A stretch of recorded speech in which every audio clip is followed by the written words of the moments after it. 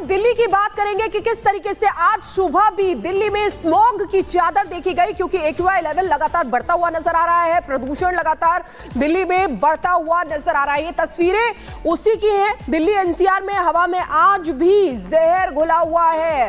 राजधानी में स्मॉग की वजह से सुबह से कोहरा छाया हुआ है, जबकि यमुना में केमिकल की वजह से झाग निकल रहा है।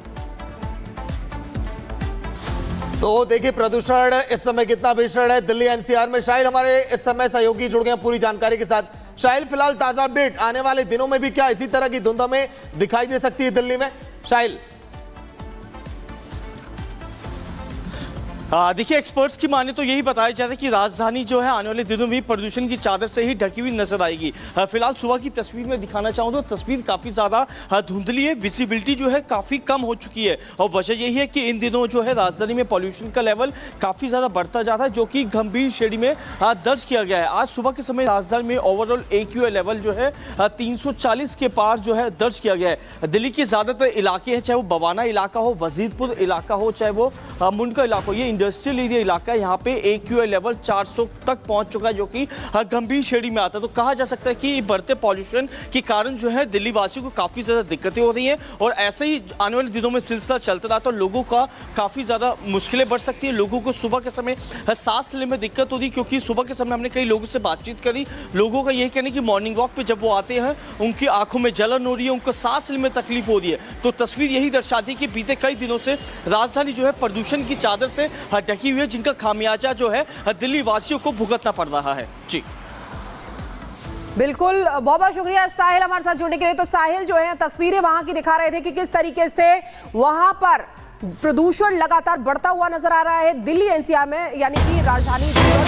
बड़ी खबर आपको बता दें, भोजपुरी अभिनेत्री अक्षरा सिंह को धमकी मिली है। फोन पर मांगी गई 50 लाख की रंगदारी, पैसे न देने पर जान से मारने की धमकी मिली है। अक्षरा सिंह ने पटना के दानापुर थाने में शिकायत भी दर्ज कराई है। भोजपुरी एक्ट्रेस है अक्षरा सिंह, जिनको जान से मारने की धमकी मिली है। अक्षरा सिंह के मोबाइल पर कॉल कर बदमाशों ने धमकी दी है। 2 दिनों के अंदर 50 लाख रुपए की मांग की, अगर नहीं 50 लाख रुपए दिए तो अंजाम भुगतने की धमकी दी है। मतदान जारी है, 15 जिलों की 43 सीटों पर वोटिंग जारी है। पहले चरण में 683 उम्मीदवार चुनावी मैदान में उतरे हैं। तो देखिए झारखंड का जो चुनाव है इस बार बड़ा ही दिलचस्प है, क्योंकि बयानों की झड़ी जो है वो भी झारखंड में देखी गई, और किस तरीके से जो चुनावी दिग्गज हैं वो मैदान में उतरे और पार्टी के लिए कोई कोर कसर नहीं छोड़ी है। ऐसे में पहले चरण में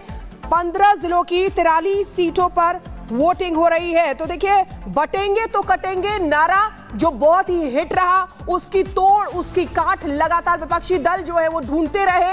लेकिन अब देखना होगा जब रिजल्ट्स आएंगे कि आखिर किसने कितना काम किया और किसमें कितना दम है।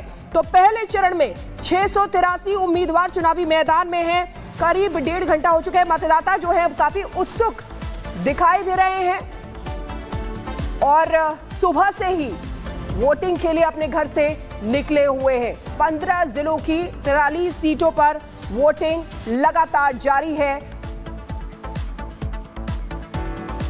मैं भी आपका मतदाता ही हूँ, आपके विधानसभा से हूँ, और मैं शुरू से दिखता रहा हूँ। गली नाली जितना बना सीपी सिंह का नाम पट्टे पर लगा रहता था वहाँ। देखिए अभी भी लगा रहता है, और सीपी सिंह फुल कॉन्फिडेंस है, कभी कॉन्फिडेंस में हारा नहीं।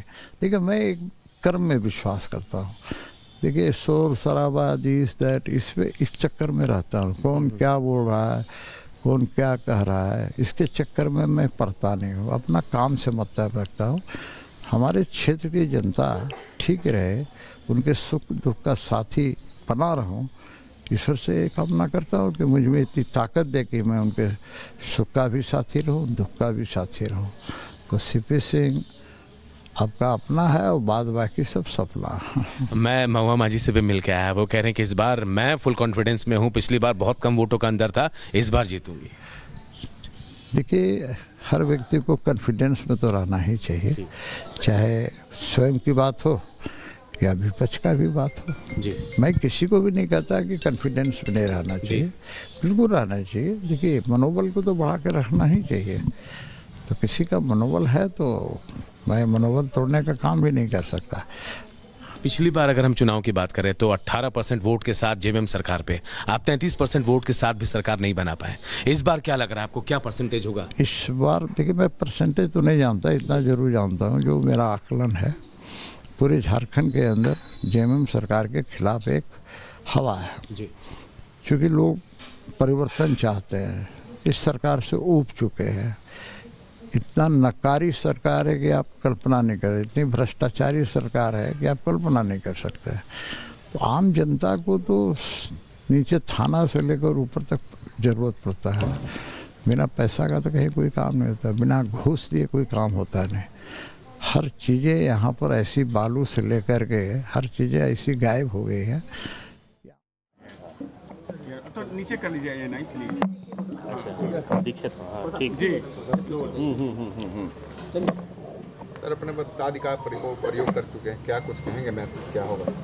देखिए, मैंने तो अपने मताधिकार का प्रयोग कर लिया, क्योंकि ये अधिकार भी है और कर्तव्य भी है। तो मैं यही कहूँगा कि हर व्यक्ति को मताधिकार का प्रयोग करना चाहिए। बढ़ते जाइए आप लोग, पूछते जाइए। तो चलिए, फिलहाल बड़ी खबर झारखंड में वोटिंग को लेकर पीएम नरेंद्र मोदी का ट्वीट भी अब सामने आ चुका है। वोट की अपील करते हुए नजर आए पीएम नरेंद्र मोदी। उन्होंने कहा कि पहले दौर की वोटिंग जारी है, पहले आप मतदान करिए, फिर आप जलपान करिए। ट्वीट आप देखिए, नरेंद्र मोदी ने क्या लिखा है। झारखंड विधानसभा चुनाव में आज पहले दौर की वोटिंग है। सभी वोटरों से मेरा आग्रह है कि वे लोकतंत्र के इस उत्सव में पूरे उत्साह के साथ मतदान करें। इस मौके पर पहली बार वोट देने जा रहे सभी युवा साथियों को मेरी बहुत बहुत बधाई। याद रखें, पहले मतदान फिर जलपान। तो आपको दिखा रहे हैं प्रधानमंत्री नरेंद्र मोदी का ट्वीट। उन्होंने कहा लोकतंत्र के उत्सव में उत्साह के साथ वोट करें। लोकतंत्र के महापर्व का आगाज हो चुका है और झारखंड की अगर बात करें तो 2 चरणों में विधानसभा चुनाव होने हैं। आज पहले फेज की वोटिंग है, वहीं 20 नवंबर को दूसरे चरण का मतदान होगा।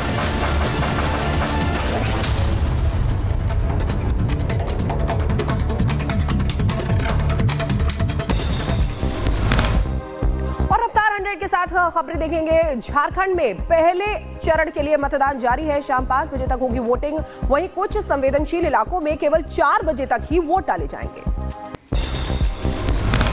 वहीं झारखंड में 15 जिलों की 43 सीटों पर वोटिंग चल रही है। दांव पर 683 उम्मीदवारों की किस्मत है। 43 विधानसभा सीटों में से 6 ऐसी तो 20 एससी सीटें शामिल है।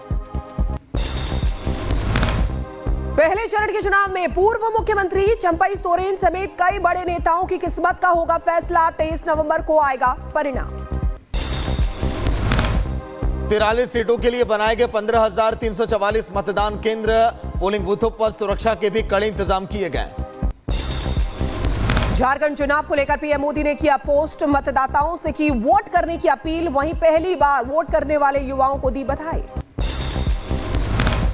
झारखंड चुनाव को लेकर युवाओं के साथ बुजुर्गों में भी उत्साह दिखाई दे रहा है। वोट डालने के लिए पोलिंग बूथ पर पहुंचकर बुजुर्ग महिला ने मतदान किया है।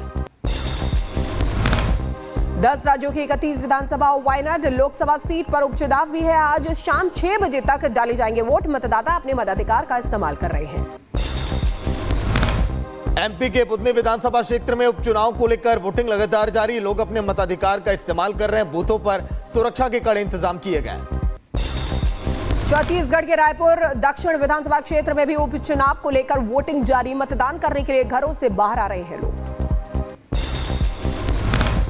असम के समागुरी विधानसभा क्षेत्र में उपचुनाव को लेकर वोटिंग जारी। शानदार तरीके से सजाया गया पोलिंग बूथ। मतदान को लेकर लोगों में उत्सुकता। झारखंड चुनाव को लेकर बोले जेएमएम नेता सुप्रियो भट्टाचार्य। कहा, हमें मिलेगा जनता का प्यार और समर्थन। जीत का किया दावा।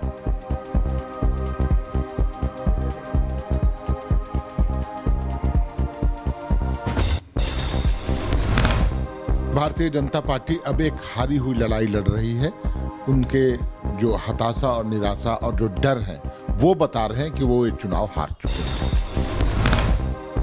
वहीं 3 देशों की यात्रा करेंगे PM Narendra Modi. Nigeria, Brazil, Guyana जाएंगे पीएम। 16 से 21 नवंबर तक पीएम मोदी का दौरा। G20 सम्मेलन में भाग लेंगे पीएम मोदी। पीएम मोदी का आज बिहार दौरा। दरभंगा में एम्स समेत 12,000 करोड़ की परियोजनाओं की देंगे सौगात। वहीं पीएम मोदी आज झारखंड के संताल में भरेंगे हुंकार, गोड्डा और देवघर के सारठ में चुनावी सभा को संबोधित करेंगे।